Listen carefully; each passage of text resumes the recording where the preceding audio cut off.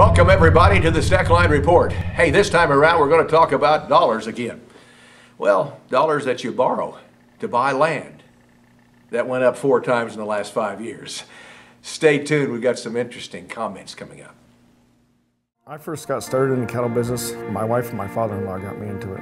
I love dealing with the animals and being in the outdoors. At American Ag Credit, I know a lot of them are in the same business that I am. Therefore they understand what I need and what problems I'm against, so they can work with you on it, and it makes it much easier. It's been passed down to me through the generations, and I want to pass it on down to the next generation or two.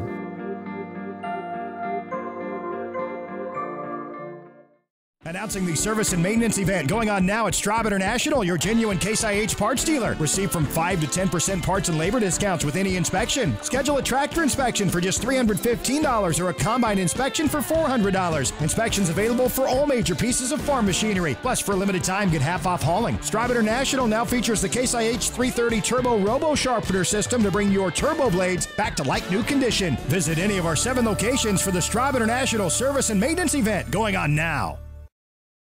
Hey folks, our special guest on the Steckline Report today is Claudia McGinness. She's the Regional Loan Underwriting Manager for Ag Credit and a Vice President, and a gal that, simply put, analyzes everything that you bring to the Ag Credit office to borrow some money. Is that right? That's exactly right. And then do you say yay or nay?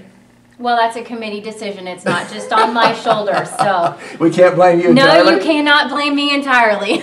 But Claudia, your business, your job has become a whole lot more serious in the last 3 or 4 years, it seems to me.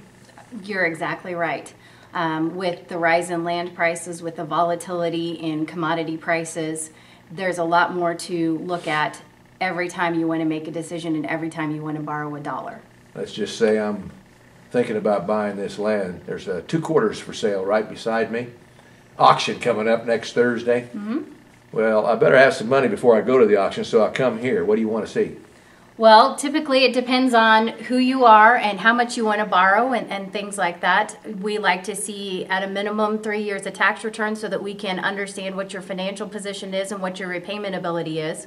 We also want a detailed balance sheet so that we can understand what you have for capital, what you have for liquidity, what you have for additional real estate on your balance sheet today, as well as the debts that you have against it. And does longevity in the business mean anything?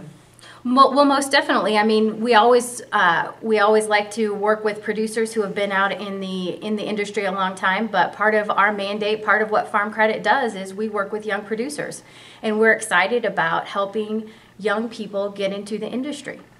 Wow! How in the world does a young person get into the industry today? Well, that's definitely a challenge. I will tell you, with the capital, this is definitely a capital-intensive business, and lots of times people get started with non-farm income and they're coming in that way and getting a start that way. Lots of times, they grew up on a farm. So mom and dad are in the background, and over the course of time, they're maybe going to take over the farm. And so sometimes we look to mom and dad for help for a young person who wants to get into agriculture. Claudia, right now, are there a lot of young people that want in? Yes, there are a lot of young people who want in. There is something about agriculture. If you grew up in ag, it's just in your blood. And those are the people that we really want to be able to help. Any change in philosophy among the youngsters versus the oldsters? Well, I think there is. You think about the folks who are borrowing money who started in the 80s or lived through the 80s. In ag, we know that those were tough times. And so they understand, the cyclicality of it. And I think young producers sometimes don't completely understand that. Agriculture has been on a high for the past, 10 plus years, and so they haven't experienced those down years that we've had. We've had droughts for a couple of years in some of our regions, and so some parts of our areas have experienced some of that. But for the vast majority, things have been very, very strong in ag. And they may not be that way forever. Well, that's exactly right. What comes around goes around, it seems like, and prices will go down, commodity prices will go down, and things change. Just because they graduate from a university doesn't necessarily mean they can pay the bill.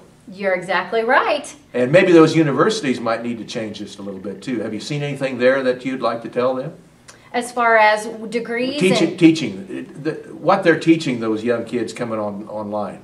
I think, what everybody needs to pay attention to is understanding, how do you repay and where do those dollars come from, and what's the sensitivity of if corn drops by $2 a bushel, what does that do to your bottom line? If fertilizer prices go up, what does that do to your bottom line? It's a margin business. That's what we work in.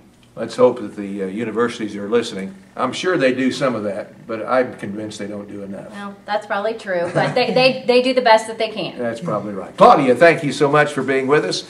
You young people that want to farm, get involved, because I think the agricultural scene looks pretty good for the next 10 years.